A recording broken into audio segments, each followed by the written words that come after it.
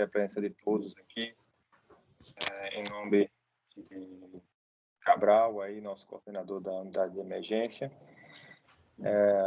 que eu e Laís, a gente já está tentando colocar essa educação continuada desde antes da pandemia, mas a pandemia deu uma atrapalhada, estamos retomando agora, e nada melhor do que retomar isso com nossa colega, trazendo para a gente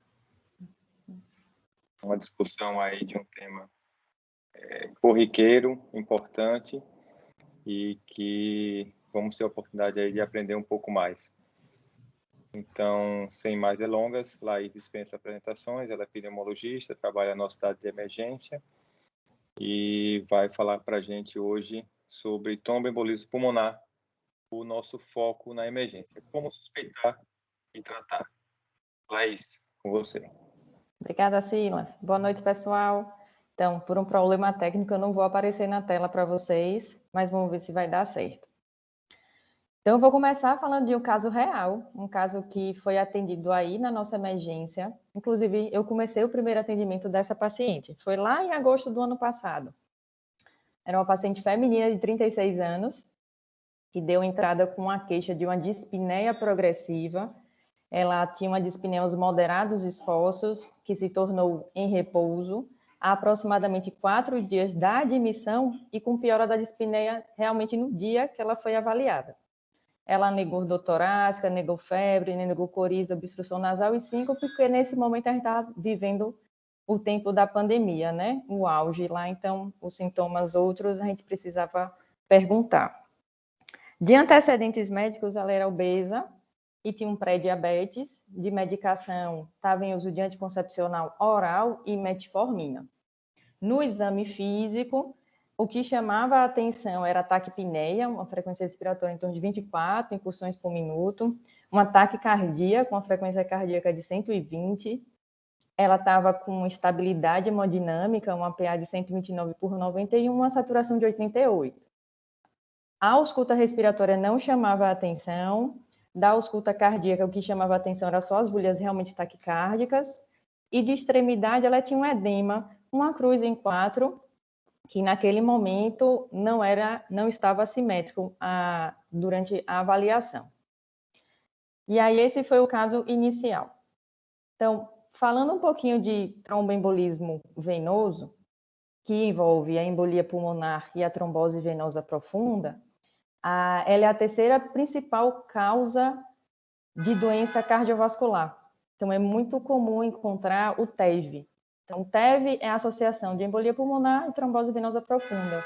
A incidência de embolia pulmonar, ela varia de 39 a 115 casos por 100 mil, e a de trombose venosa profunda, que é a TVP, ela é um pouquinho mais frequente, em uma incidência de 53 a 162 pessoas por 100 mil. A chance, ela aumenta bastante de tromboembolismo venoso com a idade. Então, acima dos 40 anos, existe uma probabilidade maior, e acima dos 80 anos, essa chance é maior ainda. E o interessante do tromboembolismo venoso, e principalmente da embolia pulmonar, é que existe um espectro de sintomatologia, em que os pacientes vão desde pacientes assintomáticos, e isso é bem comum de acontecer, principalmente em pacientes oncológicos que vão fazer aquelas tomografias de controle da doença oncológica, e de repente vem um TEP na tomografia de tórax com contraste, e o paciente não tem sintoma respiratório. Quanto para o outro extremo, de morte súbita. Então, a gente pode encontrar o paciente tanto com poucos sintomas, como um paciente já muito grave e até que teve uma morte súbita. Então, por isso a importância da embolia pulmonar e do TEV, né, do tromboembolismo venoso. Existem fatores predisponentes, então tem fatores de maior risco, de menor risco e risco intermediário. Os fatores de maior risco são aqueles que têm um risco relativo acima de 10.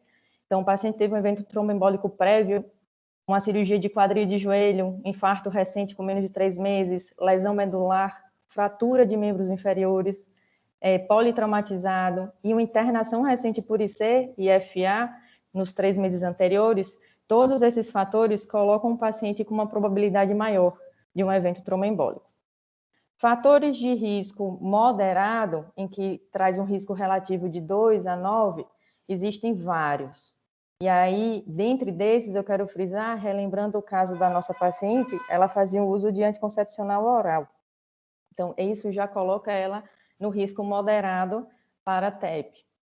Outras causas, por exemplo, câncer, insuficiência cardíaca descompensada, agentes estimuladores de eritropoese, que às vezes a gente usa bastante, noripurum, eritropoetina. Então, lembrar que eles trazem consigo o risco maior de fazer trombose. E baixo risco, fator de risco menor, em que o risco relativo é menor do que 2, são pacientes mais idosos, a gravidez, imobilização no leito por mais de 3 dias, presença de insuficiência vascular periférica com veias varicosas, obesidade, nossa paciente também era obesa, imobilização por viagem prolongada e procedimentos cirúrgicos, nesse caso uma cirurgia laparoscópica. Ela traz um fator de risco menor. Então, o que é que acontece na embolia pulmonar e porque é uma patologia muito importante que a gente precisa fazer um diagnóstico precoce?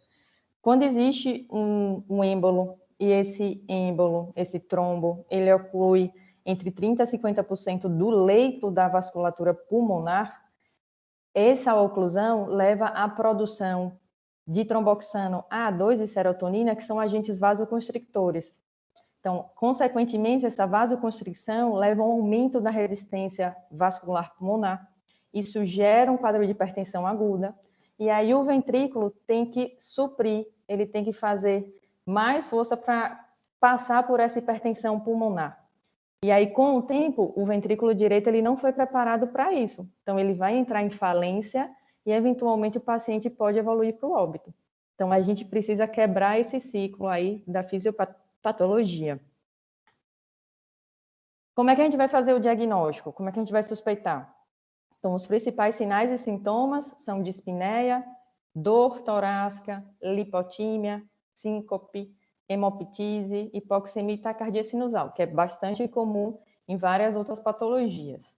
Mas o que esse estudo aqui de Pollack mostrou em 2011 foi daqueles pacientes que tiveram embolia pulmonar confirmada, realmente 50% deles tiveram dispneia. Então, já é um ponto muito importante de a gente ficar bastante atento naquele paciente que tem queixa de dispneia. Outros sintomas, tosse foi menos comum, a síncope foi menos comum também, e sinais de trombose venosa profunda em uma das pernas também teve uma quantidade significativa de pessoas, mas frisar que a dispneia é um ponto muito importante. Então, antes de tudo também, então a gente acha que aquela paciente pode ter embolia pulmonar, a gente precisa saber qual é a probabilidade de ela realmente ter embolia pulmonar. Para isso, a gente pode usar o score de Wells. Ele existe em aplicativo e aí ficou um pouco mais fácil de a gente utilizar ele. E eles ainda fizeram uma parte simplificada que aí ficou ainda mais fácil ainda de a gente lembrar. Então, o score de Wells, ele serve para a gente fazer a probabilidade pré-teste dela, né? Então, a gente precisa saber qual é a probabilidade desse paciente ter embolia pulmonar para aí sim definir qual é o exame que eu vou solicitar. Então, existe o score original e a versão simplificada. O que se sabe é que aqueles pacientes que, quando a gente faz o cálculo do score de Wells, ele é classificado como uma baixa probabilidade de ter embolia pulmonar, mesmo nesses pacientes, 10% deles vão ter embolia pulmonar confirmada depois. Na probabilidade intermediária, 30% desses pacientes vão ter o diagnóstico confirmado depois. E os pacientes com alta probabilidade de ter embolia pulmonar pelo score de Wells, até 65% das pessoas, dos pacientes, vão ter o diagnóstico confirmado. Então, é muito importante a gente saber definir, colocar no score de Wells, para aí sim a gente definir qual vai ser o próximo passo. Então, a nossa paciente do caso, ela tinha um ataque cardíaco, que era o que chamava atenção e que pontua no score de Wells. Então, ela tinha um ataque cardíaco, ela vai pontuar pela versão original 1,5 e no simplificado 1. Então, pelo simplificado, ela já tem uma probabilidade de ter embolia pulmonar mesmo. Se a gente levar em consideração que não existe outro diagnóstico alternativo para os sintomas dela, ela seria classificada como uma probabilidade intermediária, um risco intermediário. E aí, o que é que a gente vai fazer? Tá, tudo bem, ela é um risco intermediário de ter embolia pulmonar, e qual vai ser meu próximo passo? Então, pelo algoritmo da Sociedade Europeia, o próximo passo num paciente que tem uma baixa intermediária probabilidade de ter TEP é solicitar o dedímero.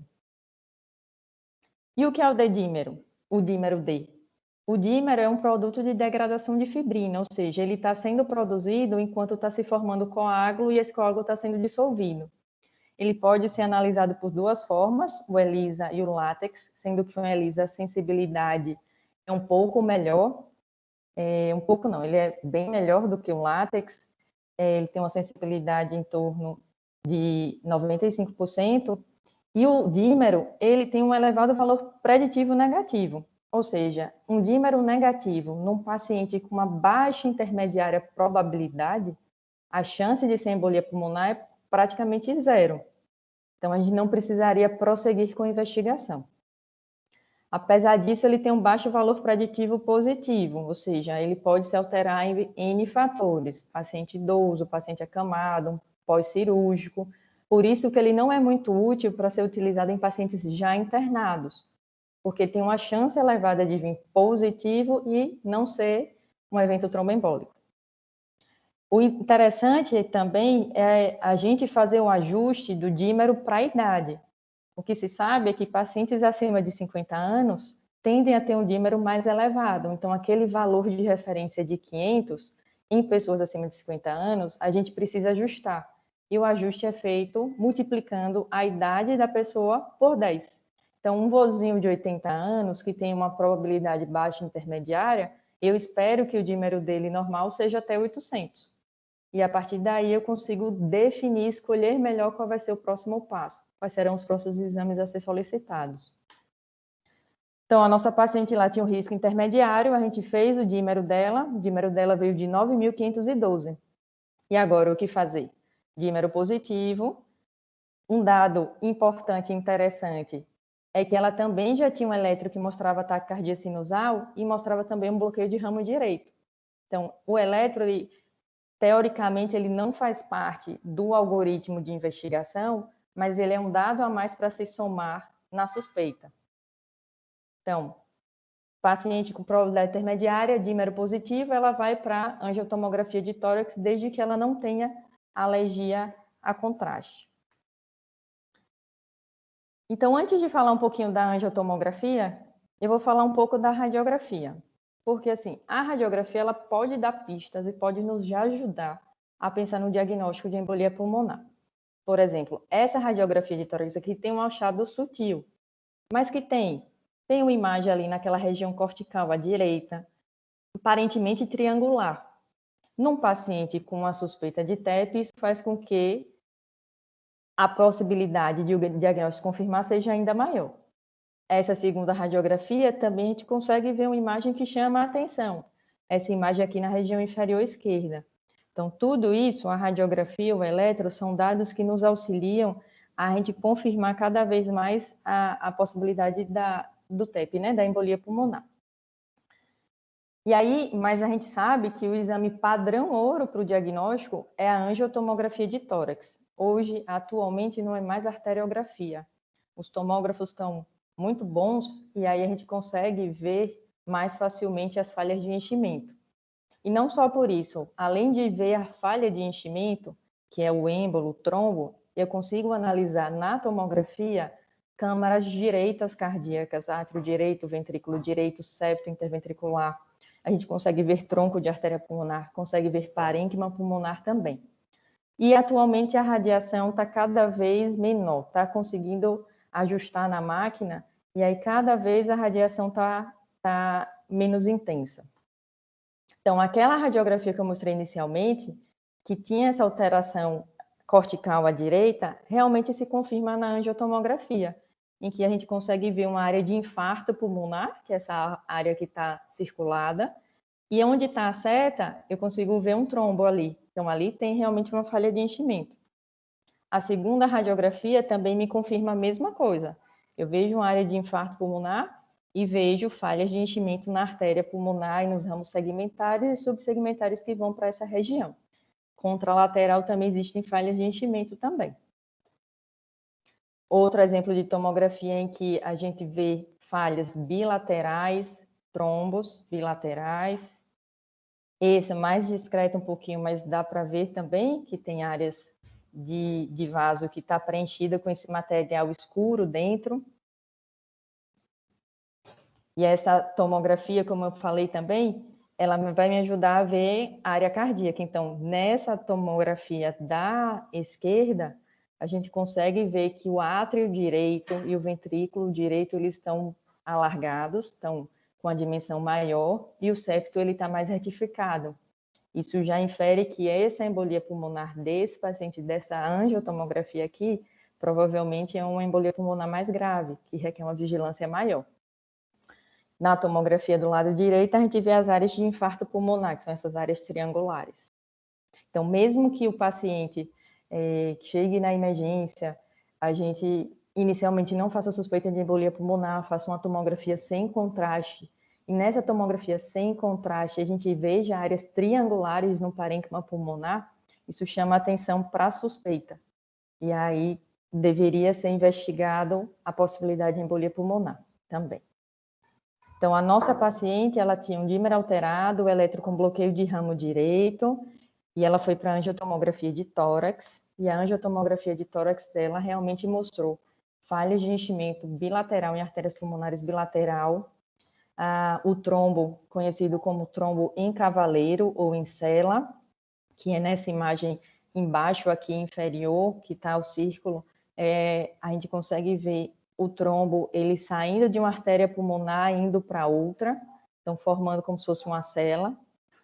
E na imagem do canto superior direito, só confirmando as outras regiões em que há falha de enchimento também.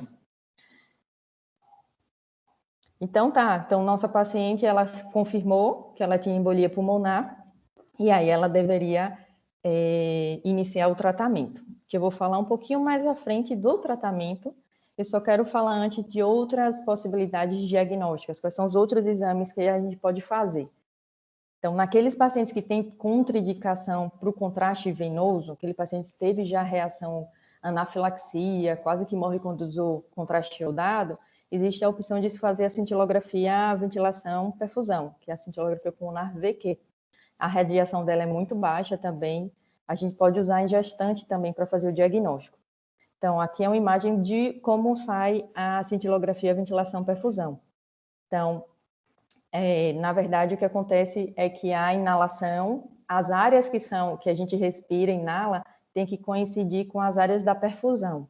Então, se tem alguma região em que o ar foi, mas o vaso não chegou, é porque o vaso está ocluído, não era para isso acontecer. Mas tem pacientes, por exemplo, que tem enfisema pulmonar, que aquela área dele está destruída.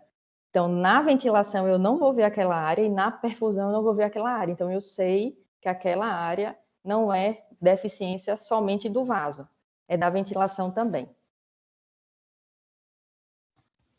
Outro exame muito importante para o diagnóstico de embolia pulmonar é o ecocardiograma transtorácico. E ele serve não só para o diagnóstico, e aí principalmente naqueles pacientes que estão com instabilidade hemodinâmica e que muitas vezes não dá para transportar para fazer a angiotomografia de tórax. Então, esses pacientes, existe esse exame que é feito beira-leito, que é o eco, e que eu consigo detectar se ele vai ter ausência, quer dizer, se ele vai ter disfunção de ventrículo direito. Se ele tiver disfunção, dilatação de ventrículo direito, o ventrículo direito não estar normofuncionante, existe uma elevada suspeita de embolia pulmonar, então realmente há chance desse paciente ter embolia pulmonar, eu já devo iniciar o meu tratamento. Caso o eco não mostre disfunção de ventrículo direito ou dilatação em um paciente que está instável, então a chance de embolia pulmonar é praticamente zero. Então, eu tenho que partir para outros diagnósticos diferenciais. Além de fazer o diagnóstico desses pacientes com instabilidade hemodinâmica que eu não consigo transportar para fazer angiotomo, o eco nos ajuda a fazer a estratificação de risco do paciente, que eu vou falar um pouquinho mais sobre essa estratificação de risco. Então, aqui é uma imagem de um eco mostrando a dilatação do ventrículo direito, nessa imagem inferior à esquerda, o ventrículo direito dilatado. Na imagem inferior à direita, a gente vê uma retificação do septo interventricular. Então, né, em pacientes em que existe uma elevada suspeita de embolia pulmonar e eles estão com instabilidade hemodinâmica, a indicação precisa de fazer o eco transtorácico abilar-leito. Tem disfunção de ventrículo direito e o paciente consegue ser transportado para fazer angiotomo? Ok, vai fazer angiotomo para ver se vai se confirmar o diagnóstico de embolia pulmonar. Não confirmou, trata. Não confirmou embolia pulmonar, você vai pesquisar outra causa e aí segue na investigação diagnóstica. Paciente tem disfunção ventrículo direito, não pode ser transportado, ele vai ser iniciado o tratamento de imediato. E agora que a gente já fez o diagnóstico, a gente fez a suspeita, fez a probabilidade pré-teste, fizemos o exame de imagem, confirmou o diagnóstico, antes de iniciar o tratamento, a gente precisa estratificar qual é o risco desse paciente evoluir com desfecho desfavorável e a morte. Então, existem variáveis que são utilizadas para definir o risco de morte precoce nesses pacientes. As variáveis mais utilizadas são variáveis clínicas, e eu vou falar um pouco sobre o PESE, mas também a variável que tem que levar em consideração é a questão da hipotensão, porque o paciente entra na instabilidade hemodinâmica. A variável da disfunção de ventrículo direito, que vai desde uma dilatação do VD, vai desde detecção de hipertensão pulmonar ao eco ou hipocinesia de suas paredes. Na angiotomografia de tórax, a gente já vai ver dilatação também do VD. E aumento de BNP, que o BNP aumenta quando tem o estiramento da musculatura do ventrículo. E a variável de lesão miocárdica, que é a troponina. Então, lembrar sempre de solicitar no paciente com suspeita de TEP, troponina também, porque faz parte da estratificação de risco. E se puder, um BNP. Então, o PESE, ele é um pouquinho complicado, porque ele tem muita variável. Mas existem aplicativos de fácil acesso. E o pessoal simplificou ele bastante para nós também. Então, a gente pode usar a versão simplificada do PESE, que serve da mesma forma na estratificação de risco. E então, eu passei rápido. Então, quais são as variáveis do PESE, né? A idade, se tem história de câncer, se tem história de insuficiência cardíaca, doença pulmonar, taquicardia. Então, sempre lembrar, taquicardia a gente viu na probabilidade pré-teste lá no Wells, e a gente está vendo aqui no PESE também. Então, taquicardia é uma coisa muito marcante, é uma variável muito marcante para TEP. Então, questão de pressão, frequência respiratória, temperatura, alteração do estado mental e a saturação de oxigênio. Então, o PESE simplificado, se vocês olharem, ele é muito mais fácil. Um ponto no PESE simplificado, ele já coloca o paciente como um risco intermediário, ou seja, o paciente que pontua um ponto no PESE simplificado, ele não é baixo risco. Então, isso é importante ficar gravado. Então, depois que a gente conhece o PESE, a gente vai estratificar nosso paciente, porque isso vai depender de onde é que a gente vai tratar. Então, um paciente que ele é estratificado como de baixo risco, ele tem uma mortalidade de menos de 1%. Então, ele se classifica como PESE 1 ou 2, baixa probabilidade, ele está em bom estado geral, ele está estável, ele tem todos os exames negativos, ele tem um angiotomo que tem embolia pulmonar, mas ele não tem dilatação de VD na tomo, ele tem um eco normal, ele tem troponina e BNP normais. Então, esse paciente de baixo risco, eu posso pensar em liberar ele para casa mais cedo. Já um paciente de risco intermediário baixo, ele tem uma mortalidade um pouquinho maior, em torno de 4,7%. Ele já tem um PESE simplificado de 1, de pelo menos 1, e o PESE original de pelo menos 3.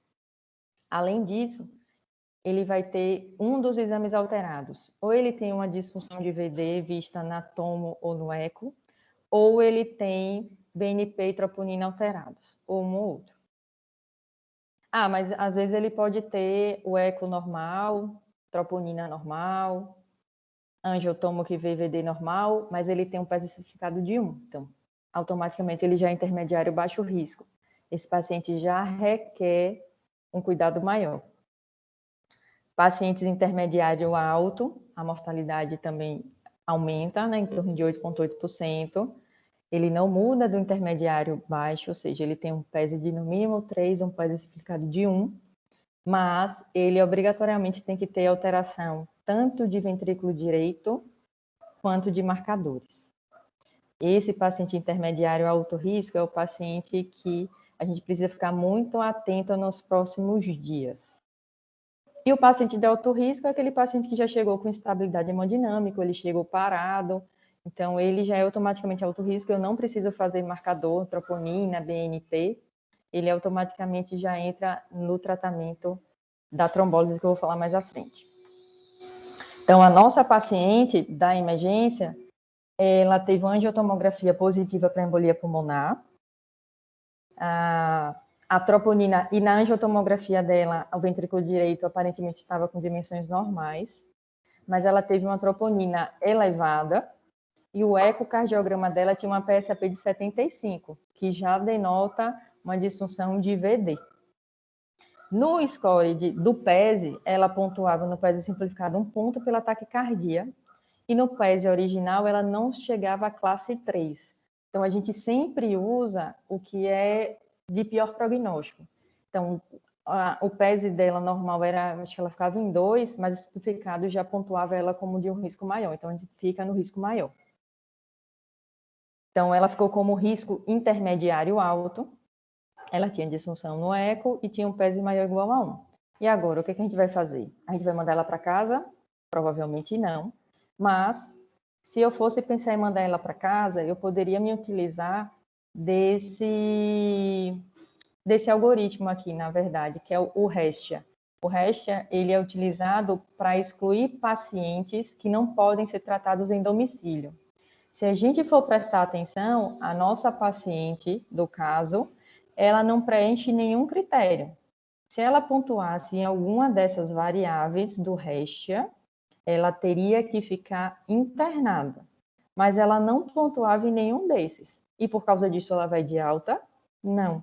Porque ela tem um PESE simplificado de 1 ponto, ela tem alteração de ventrículo direito ao eco e ela tem alteração de troponina. Mas, se aquele paciente de baixo risco, que a gente está pensando em liberar ele da emergência, ele está muito bem, ele tem um PESE de 1 ou 2, eu pego e uso esse score de REST aqui, e ele não preenche nenhum ponto, a chance de ele ter um evento desfavorável nos próximos 30 dias é muito baixa. Então, a gente pode pensar em liberar para casa da emergência sem estar muito preocupado, sem ficar muito tenso. Então, a gente já sabe que não vai mandar nosso paciente para casa, que ela vai internar, mas ela vai internar onde? Ela vai internar no quarto ou na UTI? E aí, para responder essa pergunta, o próprio ERS, ele coloca essa tabela, essa figura que exemplifica muito bem. Então, a nossa paciente, ela tem um diagnóstico de embolia pulmonar, a gente já iniciou anticoagulação, vou falar mais na frente qual é a anticoagulação, mas ela não tinha estabilidade hemodinâmica. Mas ela preenchia o critério de gravidade pelo PESE e preenchia o critério de gravidade pela disfunção de ventrículo direito. Então, a gente, teoricamente, teria que fazer o teste da troponina, que a gente fez, e a troponina dela veio alterada. Então, esses pacientes aqui, eles são classificados como intermediário alto risco, porque eles têm chance de evoluir com instabilidade hemodinâmica nas próximas 48, 72 horas. Então, a gente precisa deixar esse paciente monitorizado e vigiado. Então, ela precisa ir para a UTI. Já aquele paciente que ele não é intermediário alto risco, ele é intermediário baixo, eu interno ele, mas eu interno ele em enfermaria. Ou seja, aquele paciente que ele tem um PESE que bota ele no risco intermediário, mas ele tem um eco normal. Então, ele vai ficar internado, mas ele vai ficar internado no quarto, não precisa ir para a UTI. E aqueles pacientes que são classificados como baixo risco, ou seja, PESE 1 ou 2, PESE simplificado de 0, ele não tem disfunção de câmaras direitas, vista ao eco ou a angiotomografia, e o RESTIA dele é de 0, a gente pode considerar alta precoce para ele. Desde que ele tenha um suporte social adequado, a gente entenda que ele vai usar a medicação, ele entenda a importância do uso do anticoagulante, ele entenda que ele pode voltar para o hospital se houver necessidade, ele não mora muito distante do hospital, por exemplo, Então, nesses pacientes, a gente pode pensar numa alta mais precoce, de 24 horas, por exemplo. Então, a gente já estratificou o risco do nosso paciente, agora a gente vai tratar. Então, a indicação de fornecer oxigênio nos pacientes com embolia pulmonar são aqueles pacientes que estão desaturando, com saturação abaixo de 90. A nossa paciente, quando chegou, estava saturando 88, ela recebeu um catéter de O2 e houve melhora da saturação. Preferencialmente, a oxigenoterapia é dada pelo catéter nasal, ou pela high flow também, ou pela VNI.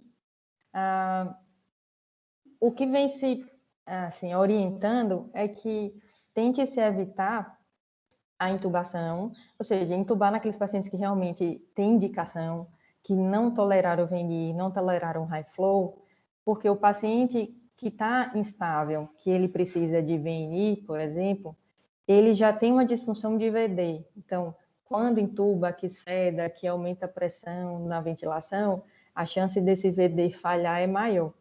Então, tentar passar pelos métodos não invasivos antes de ir para o invasivo.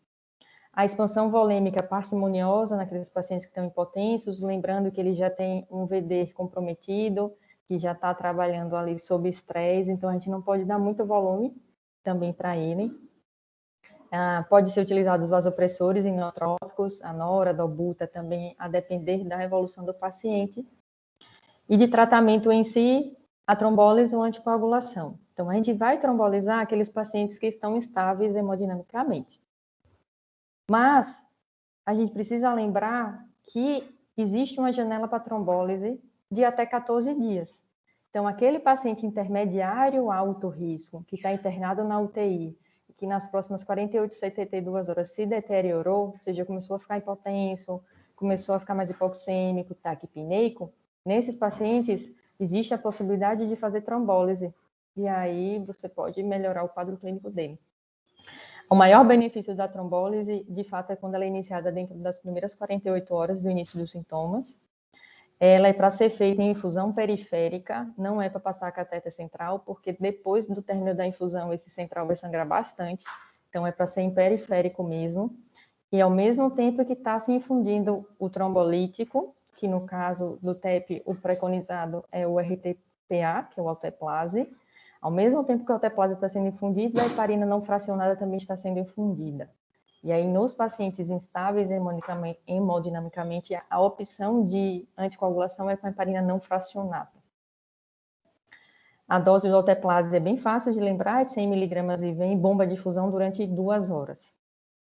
E naqueles pacientes que têm uma contraindicação absoluta para a infusão do alteplase, ou seja, teve um AVC hemorrágico, um AVC isquêmico, sangramento do trato gastrointestinal, ele tem alguma contraindicação, existe ainda a possibilidade de embolectomia cirúrgica ou por catéter percutâneo, com o pessoal da hemodinâmica. Então, de catéter percutâneo, existem algumas opções. Eles podem ir lá na região quebrar o trombo, aspirar, e ainda podem injetar o trombolítico numa dose menor in situ, que diminui a chance de sangramento.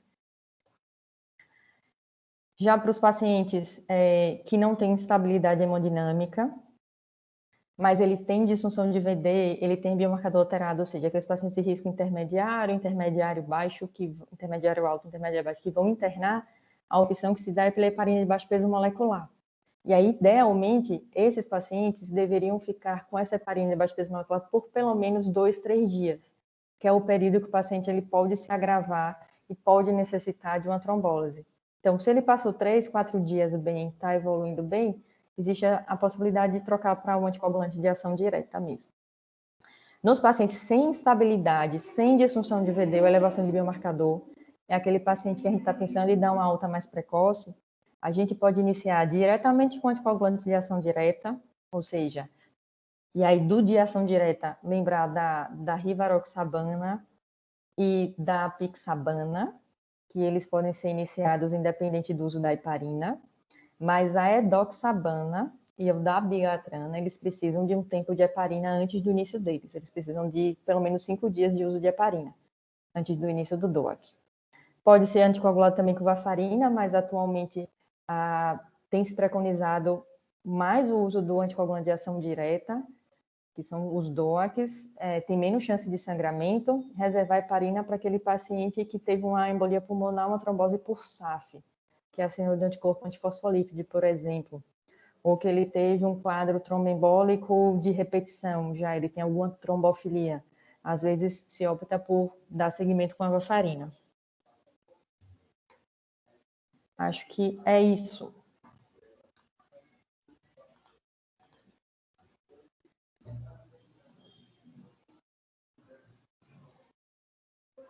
Falei muito rápido? Não, não. Pelo contrário, achei bem objetiva, que como tem que ser para a visão do emergencista, né, é você identificar principalmente a gravidade e saber como conduzir. Isso. Achei isso extremamente importante. Alguém tem alguma dúvida, alguma coisa que queira questionar, está franqueada aí a palavra. Eu gostaria de fazer uma pergunta. Laís, Sim. primeiramente, parabéns pela apresentação, foi muito didática.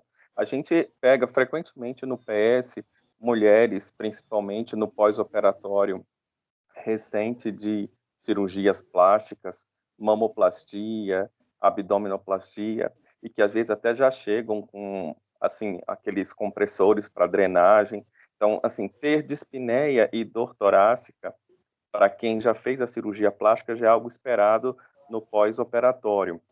E se a gente pedir como marcador o dedímero, possivelmente já vai vir elevado pelo pós-operatório também.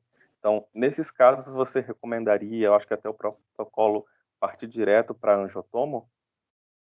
Sim, então, se a gente for fazer a probabilidade dela pelo score de Wells, né, é importante a gente sempre usar o score de Wells. Eu sei que o dímero dela provavelmente vai vir alterado pelo pós-operatório, mas se eventualmente a gente pontuar o Wells e ela for de baixa probabilidade, e aí a gente pode tentar fazer um dímero, porque se o dímero vier, vai vir alto, mas na chance de ele vir negativo a gente já afasta daí, não precisaria prosseguir. Mas se essa paciente chegasse para mim, a chance de ela ter um quadro de tromboembolismo venoso, de TVP e de TEP, realmente é um pouco mais elevado. Eu partiria para angiotomografia. Antes fazendo eletro, radiografia, laboratório também. Entendi, entendi. Valeu, obrigado. Laís. Sim. Oi, Nilson. Oi, Nilson. Tudo bom? Veja só, parabéns, foi muito legal mesmo, muito legal. A minha pergunta é a seguinte, cara, veja, acho que existe ainda sempre aquela dúvida de por quanto tempo você anticoagula, tá? No paciente que você tem um tromboembolismo venoso detectado. Era 6 meses, passou para 1 ano, a última vez que eu fiz era de 1 ano, e essa é a pergunta, quanto tempo anticoagula? E a respeito da hipertensão pulmonar, né, secundária, a embolia, o tromboembolismo pulmonar. Quanto tempo a gente deve buscar monitorizar esse paciente com relação à hipertensão pulmonar crônica nesse paciente? Pronto. Então, até 5% dos pacientes que fazem uma embolia pulmonar, e principalmente os pacientes que têm um intermediário alto risco, eles têm até 5% de chance de evoluir com hipertensão pulmonar depois. O diagnóstico da hipertensão vai depender do acompanhamento mesmo. Muitos pacientes no consultório, eles ficam muito bem. Então, se eles não tiverem queixa de dispneia aos esforços, eles não tiverem lipotímia, síncope, nenhuma queixa que me faça pensar em hipertensão pulmonar, provavelmente a gente nem vai enveredar por essa investigação. Mas se for um paciente que com 3, 4 meses ele ainda tem dispneia no esforço, ele sobe um lance de escadas, ele se queixa de dispneia, eventualmente ele tem uma síncope quando ele faz um esforço ou se abaixa, nesse sim, a gente precisa investigar ativamente hipertensão pulmonar. Entendo hipertensão pulmonar, a anticoagulação vai ser ad eterno. Por quanto tempo anticoagular os outros pacientes? Se for um paciente que ele teve a embolia pulmonar por causa de uma cirurgia, foi um pós-operatório e ele não tem história familiar de trombofilia, ele nunca teve evento prévio, esse paciente, provavelmente 3 meses de anticoagulação vai ser suficiente. Todo o restante tem indicação de anticoagular por um tempo maior. E aí de 6 meses, 1 ano, até por um tempo indefinido.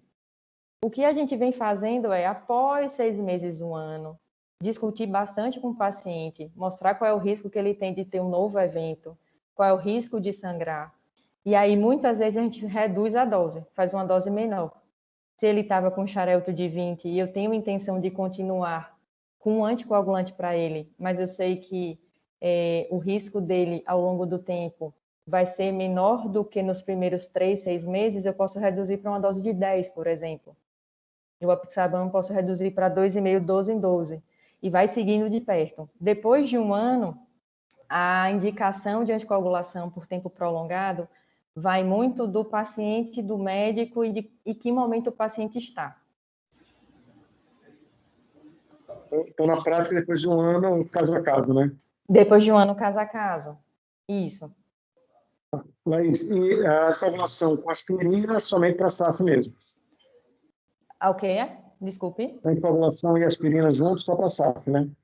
Só para SAF. E para SAF, varfarina. Isso, varfarina com aspirina. Isso mesmo. E quanto tempo assim, meu paciente está internado, quando é que eu posso transicionar, né, para anticoagulante oral?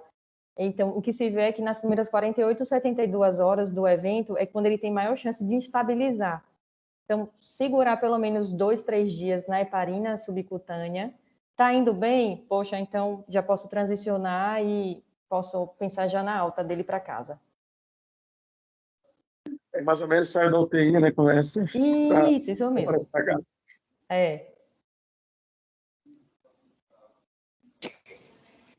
Laís. Sim. Parabéns pela aula, certo? Eu vou lhe fazer mais um convite, aí eu aproveito o Enilson aí. Eu acho que a gente não tem nenhum protocolo institucional, né, sobre o tratamento de TEP. Ele fica um pouco que individualizado. Eu já vi paciente ir para a UTI sem estar naqueles seus scores que você falou, meio que uma indicação pessoal do plantonista, e às vezes também já partir para o anticoagulante oral na unidade de internação. Então, acho importante a gente tentar colocar esse fluxograma direcionado para a nossa instituição mesmo, e aí as indicações. Hoje o nosso protocolo de indicação de UTI, o TEP, ele teoricamente só iria para UTI se tiver instabilidade hemodinâmica. Você mostrou aí que tem outras situações que o risco de deteriorar é grande, então eu acho que é importante a gente fazer esse protocolo, formalizar, aprovar pela qualidade, pela direção, ficar ali disponível no TASI, de fácil acesso, até a alta do paciente, né? A passagem pela UTI, a indicação de UTI, a segurança de sair da UTI, de ir para a unidade de internação, e a segurança na alta também. Eu acho que vale a pena a gente ter esse protocolo. Sim, se você podemos fazer sim. Acho bem interessante. Eu já tive casos de pacientes, quando eu estava na residência, em que esses pacientes foram classificados como intermediário alto, eles foram para a UTI. Nos primeiros 2 dias estava tudo bem, a partir do 3º começou a fazer hipotensão, desaturar, ficou mais taquicárdico, e aí realmente desceu ladeira, foi para trombólise. Então, realmente a gente precisa ficar mais vigilante nesses pacientes. Ele tem alteração de VD, ele tem marcador alterado, fique de olho. Ele pode evoluir com descompensação mesmo. Cabral, eu acho que a gente poderia expandir o convite para a Laís, né, Laís, sem querer explorar mais você, mas assim, já explorando, de compor o time de TEV, né, cara? Porque, assim, ele é um protocolo que ele precisa entrar no rol formalmente da instituição, e, assim, eu acho que seria interessante, se você tiver interesse, Laís, fazer parte do time de TEV e ficar na mão do Breno agora. E eu acho que, com certeza, TEV, TEP, né, tem muito a ver, né? Então... E tendo, assim, a hemodinâmica aí, o pessoal de intervenção ajuda muito, né? Porque tem alguns pacientes que realmente têm contraindicação para trombolizar e vai para a hemodinâmica, faz o procedimento lá e fica bem também. Então, já vou perguntando para a Brenda e pedir para entrar em contato com você, tá bom? Tá certo. Vamos dizer Fala, que Denilson, Laís vai... uma coisa de cada Laís vez. vai... Então, essa é a sugestão. É, Ela Paulo, iria para o protocolo de TEV para ela ver até como é que funciona essa questão de protocolo institucional, ganharia um pouco de know-how e, ao mesmo tempo, ela já começaria trabalhando o de TEP aí com o time dela, né? E aí tem que Denilson, o Cabral e o pessoal da UTI montar o time aí do de TEP. Vou lhe procurar terça-feira, tá? É isso. Tá certo. Combinado. Parabéns pela aula, mais uma vez. Joia. Porque, assim, é muito fácil a gente definir trombólise naqueles pacientes de alto risco, que estão instáveis. Mas o intermediário alto, que está, assim, meieiro, às vezes é difícil definir se vai trombolizar ou não, porque tem chance de sangrar mesmo, né? Então, depende mesmo da reunião, da equipe, tudo isso, para definir. Então, é interessante mesmo.